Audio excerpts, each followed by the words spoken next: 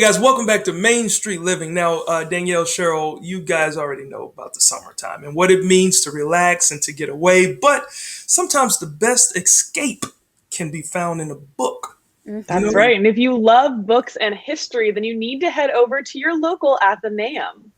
Yeah, in fact, many cities around the country have these institutions, which are often part library, part museum, and all about curiosity and learning, including Rhode Island's spectacular Providence Athenaeum. Check this out. It's a magical space. It has so much history to it, but it's also very vibrant and alive, and there's a coziness to it as well. I think it's just a very charming, romantic, alluring, attractive place. It's a library that everybody always wanted to have in their house. The building itself was built between 1836 and 1838. It was designed by William Strickland, who was a noted architect.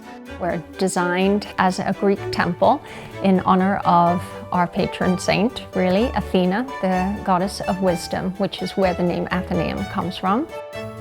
It is a long, narrow hall with granite steps up the front.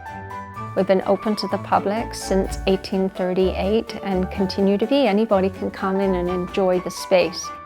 When we opened our doors, we had about 4,000 books, and today we're about at 180,000. So everywhere you look, every single nook and cranny is filled with books. We've just continued to add more and more space for the books and objects that we've collected over the years. We have a number of important cultural artifacts. We have a first edition of Leaves of Grass that's hand-inscribed by Walt Whitman himself. A lot of the books over time have become special and rare.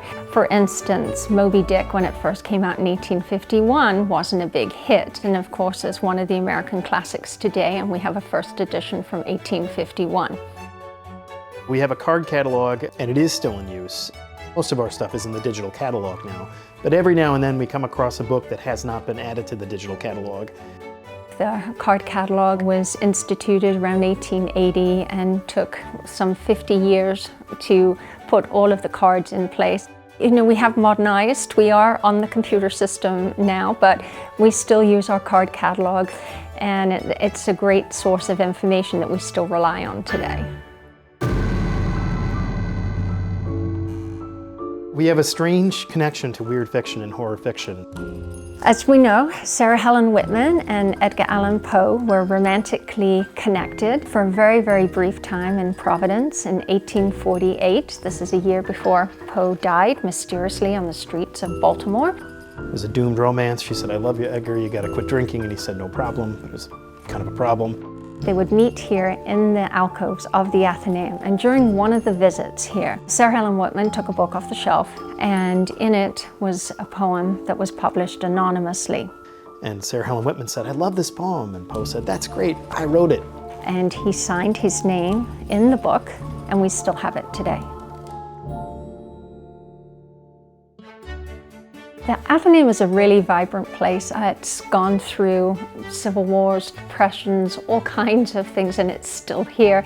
We're continuing to see our membership grow, continuing to engage with the public through our collections, through our exhibits. We want to continue that engagement with the public because I think that's been part of our mission for nearly 2 centuries.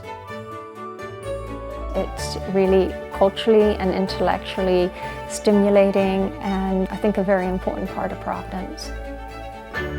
Okay, that was a really cool looking place. I really want to visit that, except the card catalog gave me some heebie-jeebies from elementary school, and that kind of freaked me out. Yeah, I figured you were going to say that, but I did find the Edgar Allan Poe story quite interesting as well. Yes, that one also.